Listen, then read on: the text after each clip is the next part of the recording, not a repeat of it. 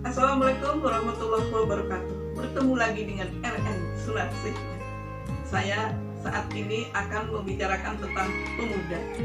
Nggak tahu kenapa ya, kalau berbicara tentang pemuda, terus terang aja saya itu sangat semangat sekali. Karena saya memiliki 4 anak ya, yang 3 itu udah pemuda, yang satu perempuan. Rasa semangat ini sangat membara. Jadi saya itu ingin mengemukakan apa yang ada di dalam pikiran saya, apa yang ada di dalam benak saya tentang pemuda. Pemuda adalah usia produktif ya, di mana masa-masa itu adalah masa-masa emas, masa-masa gold. Pemuda adalah pemuda yang diharapkan, pemuda yang berkualitas, pemuda yang memiliki karakter yang baik, memiliki akhlakul karimah, pun memiliki wawasan yang luas. Seperti halnya Bung Karno pernah berpesan, berikan kepada saya 10 pemuda maka akan berguncang dunia. Namun pemuda yang seperti apa yang diharapkan?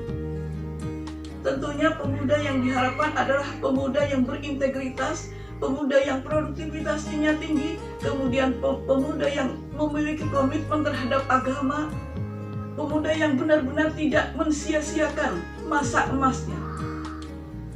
Karena akan sangat rugi sekali ketika jadi pemuda hanya mengisi waktu dengan hal-hal yang kurang manfaat, membuang-buang waktu dengan percuma. Akan terasa menyesal nanti setelah usia dewasa. Betapa berharganya usia umur-umur di kala muda. Jadi ada beberapa hal ya yang harus dilakukan oleh seorang pemuda supaya menjadi sumber daya manusia yang unggul, sumber daya manusia yang diharapkan oleh keluarga, oleh bangsa, oleh negara. Yang pertama adalah pemuda yang akan mengisi otaknya dengan hal-hal ilmu pengetahuan. Pemuda yang terus belajar, mengisi otaknya dengan banyak membaca buku, mencari ilmu kemana saja, supaya nambah wawasan, baik itu keilmuan secara umum ataupun keilmuan secara khusus. Jadi otaknya diisi dengan ilmu. Kemudian yang kedua, pemuda yang akan mengisi tangannya dengan keterampilan. Keterampilan ini sebagai modal ya, modal dalam kehidupan, baik itu untuk mencari bekal hidup nanti secara finansial ataupun sebagai modal untuk menjadi orang yang bermanfaat pada umumnya. Itu yang kedua, keterampilan. Yang ketiga adalah pemuda yang akan mengisi dadanya dengan iman. Dengan cara banyak berbuat, dengan cara banyak membaca buku, hal-hal yang bermanfaat yang akan menambah keilmuan keimanannya, akan membuka dirinya supaya lebih terbuka lagi terhadap ilmu-ilmu yang bermanfaat secara agama. Kemudian yang selanjutnya adalah pemuda yang mengisi perutnya dengan makanan yang halal. Halal dari jenisnya, kemudian halal dari cara mendapatkannya. Karena makanan yang halal ini akan berpengaruh besar terhadap perilaku pemuda tersebut. Kemudian yang selanjutnya adalah pemuda yang akan melangkahkan kakinya untuk hal-hal yang bermanfaat. Jadi dia tidak akan menggunakan kakinya ke tempat-tempat yang tidak benar. Jadi dia hanya akan melangkahkan kakinya kepada hal-hal yang benar yang memberikan kepada kebajikan. Dalam hal ini, seorang pemuda juga harus menghindarkan menghindarkan diri dari berbagai hal yang sekiranya membuat dirinya tidak menjadi sosok yang diidolakan, atau bukan menjadi sosok pemuda yang diharapkan oleh negara. Hal-hal yang perlu dihindarkan adalah satu, pemuda jangan suka buang-buang waktu.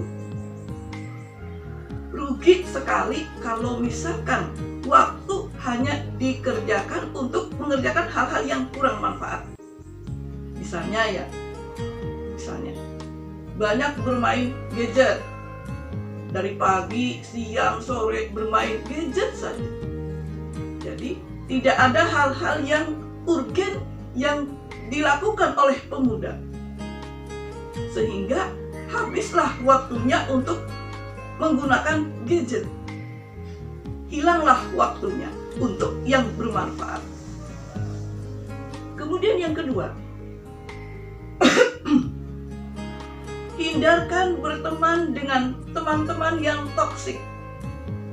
Karena teman-teman toksik itu secara langsung atau secara tidak langsung akan berpengaruh terhadap kepribadian pemuda tersebut.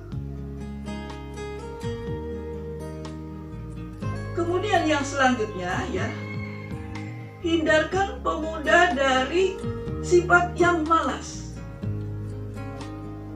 Kita kan sering melihat ada anak usia produktif,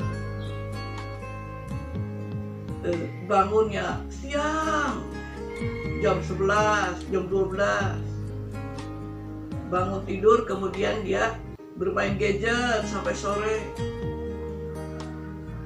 Kalau bangun terlalu siang, maka akan hilanglah kesempatan-kesempatan emas yang seharusnya dia dapatkan.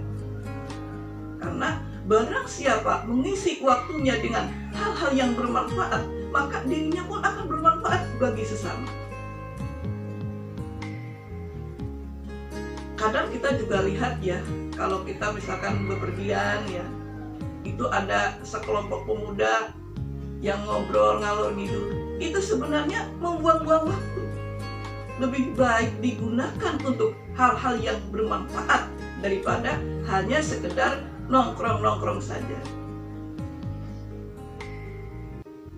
Saya dulu pernah dengar ada lagu yang seperti ini. Bukan dulu sering kita dengar lagu nasional. Bangunlah jiwanya, bangunlah badannya. Jadi jiwa dan badan harus bagus, harus bangun. Untuk apa? Untuk supaya kita itu bisa meningkatkan kualitas diri, supaya hidup itu bertumbuh menjadi lebih baik lagi. Hidup tidak hanya menjadi parasit.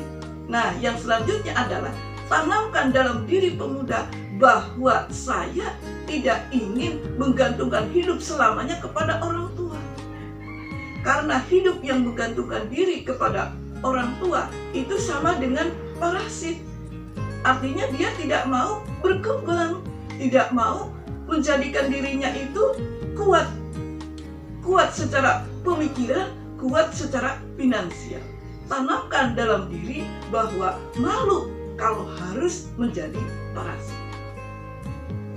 Makanya bangkitlah wahai para pemuda bangkit, tanamkan dalam diri bahwa saya harus maju, bahwa saya harus rajin, harus ulet, harus tekun hadapi segala masalah. Jangan pernah mengeluh. Tanamkan dalam diri bahwa mulai saat ini saya tidak ingin menjadi parasit lagi. Saya tidak ingin menggantungkan hidup selamanya kepada orang tua. Bangkitlah, bangkitlah wahai para pemuda. Isi kepalamu, isi dadamu, isi hatimu. Gunakan tanganmu, gunakan kakimu untuk hal-hal yang lebih bermanfaat lagi. Karena masa depan ada di tangan kamu, wahai para pemuda. Terima kasih. Wassalamualaikum warahmatullahi wabarakatuh.